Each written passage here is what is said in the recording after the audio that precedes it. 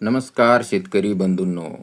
आता आपल्यासाठी एक आनंदाची बातमी समोर आली आहे की कृषी संबंधी माहिती, योजना किंवा जे शेतीसाठी जे उत्कृष्ट दर्जाचे बियाणे, निकृष्ट दर्जाचे कोणते, उत्कृष्ट कोणते, माती परीक्षण यासाठी आपल्याला शेतकरी वर्ग हा कृषी अधिकाऱ्याला किंवा कर्मचारी यांना फोनवर बोलावे लागते.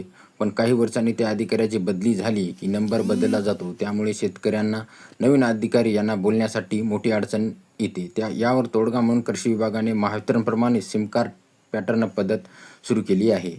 आता अधिकाऱ्याची बदली झाली तरी अधिकारी आपल्या जागी रुजू होणाऱ्या अधिकाऱ्याला सिम कार्ड सुपूर्द करणार आहेत. यामुळे शेतकऱ्यांना एक प्रकारचा दिलासा मिळणार आहे. या निर्णयाने शेतकऱ्याची अडचण दूर होणारच. कृषी विभागातील अधिकारी किंवा कर्मचारी यांचा थेट संबंध शेतकऱ्याशी कमी येतो. अधिकारी फोन उचलत नाहीत किंवा अधिकाऱ्याची बदली झाल्यावर संपर्कास अडचणी येतात, अशी राज्यातील शेतकऱ्याची तक्रार होती.